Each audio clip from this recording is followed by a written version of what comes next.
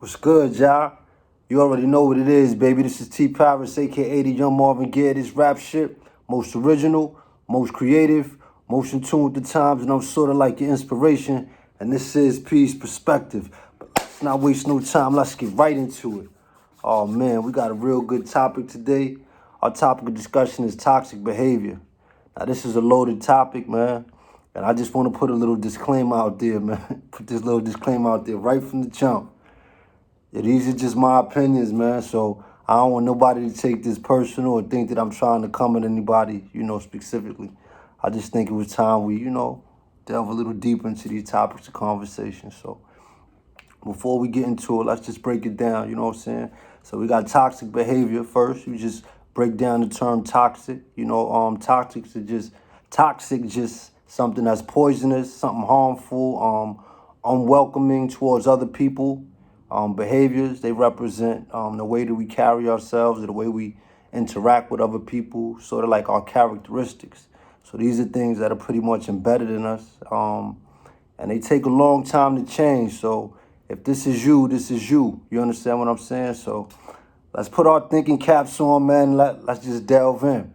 So I came up with a list of different things that I felt like kind of contribute to toxic behavior. Of course, there's a million others that we could think about. We could sit here all day and talk about that, but I just grabbed a couple as they relate to us in society today and social media, so to speak, with this whole quarantine thing. Everybody is logged in, so I just thought that this would be something that we could all relate to. So the first one that I want to point out is women who tend to think that I don't need a man. Now, on the individual level, that's your opinion, right? We can't knock that because maybe you got your, your education, you got your house, your car, picket fence, your bank account is fat, whatever, you take your trips, however you live your life, you good, you comfortable. But when it comes to you interacting with other people and how it pertains to society, then that's where the issue kind of comes into play. So let's say you a mother, and you got daughters or you got sons and you telling them, I don't need a man. Like, what message are you promoting to them? Who's supposed to teach these men how to be men? If you telling them I don't need a man, and in some way, shape, or form, you're indirectly telling them their value is being diminished. Because eventually they gonna turn to be men, right? For the women, they might not want to be an independent woman like yourself. They might want to go on to have a family and have a bunch of kids. And so for you to tell them, I don't need a man, then how are they supposed to procreate? Without the man, you're not gonna be able to have no babies. I mean, of course you could go ahead and do the artificial insemination and all that, but when we talking about family, and no disrespect to nobody who might have went that route, but when we talking about family, I think, in today's, age, more people want to, come together and create the way that we normally, create man and woman having intercourse. In terms of your friends and things like that, your friends might come to you for some type of advice. And, you got that attitude like, girl, you don't need that man, F him, he ain't no good for you. Get him for his paper. You know the type of things that y'all like to say when we don't need a man. I think that these things are detrimental, man. It kind of keep the woman in a space where everything just seems like it's so drama filled. You know what I'm saying? Like anytime that the notion or the thought of a man come into play, helping, assisting, or doing something to help you get to the next level, you kind of cringe or feel like, nah, I don't need that. I could do it on my own. And don't get me wrong, there are a lot of women out here who can accomplish plenty of things on their own. But I think that when we talk about, or at least think about people of color, the collective, man need woman and woman need man. You know what I'm saying? My next one, men who constantly degrade women, always, bitch or hoe or whore or slut or that. Like, I really don't understand that because all of us, men and women, we all come from a woman, right? And so I don't think that you categorize your moms like that. A lot of us have daughters. You're not going to look at your daughter like that. And those times when you need a hug or you need some support or you need somebody to, help nurture your feelings because you're going through a hard time, you're not going to turn to your homies. You know what I'm saying? You're going to want a woman there. And I'm pretty sure you're not going to want a bitch or a whore or a slut or a thot to be responsible, for keeping you close and helping you to feel, manly in those moments, right? You probably going to want a woman. And so I think that you need to be mindful of that energy when you put it out there. And it's okay to sometimes, we get rejected from women, but I don't think the best way to go about that is to degrade them and put them down like that. So let's try to pull up on that one right there, fellas. My next one is women who try to promote sexuality and they justify it. Now, let me put this out there. I'm not in no way, shape, or form saying that it's okay to rape, molest, sexually abuse any women or nothing like that. All right, let's get that disclaimer out there.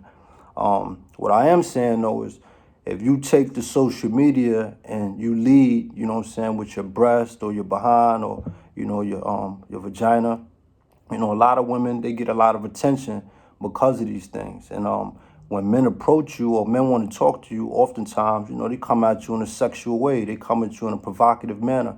And I'm not saying that that's right. I just think that sometimes you got to be mindful of the image and the message that you promoting, right?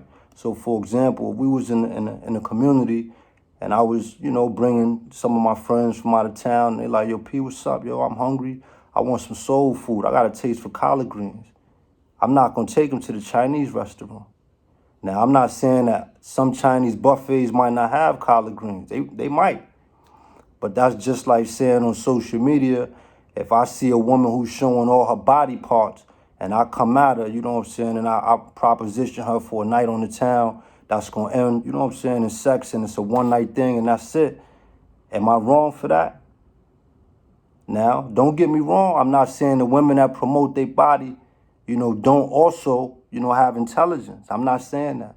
But what I am saying is when you, start to come at these women, you're not going to come at them in that intelligent way because they're not promoting intelligence. You just going to meet them where they are. And so we don't want that energy. I think that we got to be mindful of the energy that we putting out. Moving right along.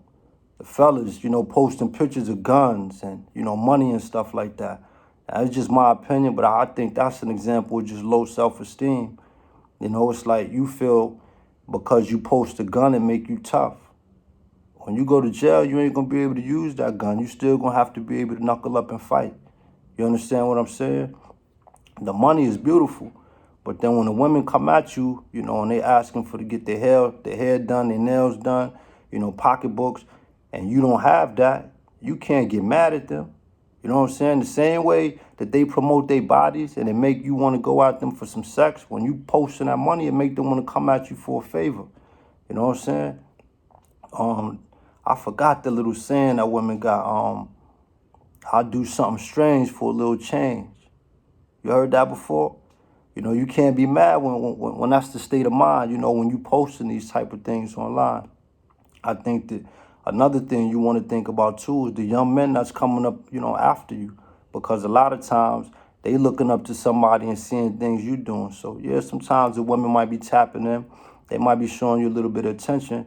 But for that young man who growing up and he trying to find himself and he think he got to post money, how much money is enough money to post? How many guns you got to post or what type of gun you got to post in order for you to get that substantial amount of attention? I'm asking for the people in the back who can't hear. Moving right along. Another toxic behavior is people who have not accomplished certain things, and then they want to give you advice or tell you that you can't do it. I never understood that. Like, for example, a lot of us, dreamed about going to the NBA or going to the NFL, becoming this big time hip hop star, whatever that dream might have been. And there was a lot of people who tell you, oh, you can't do that, or you're not going to be able to do that because this, that, and the third.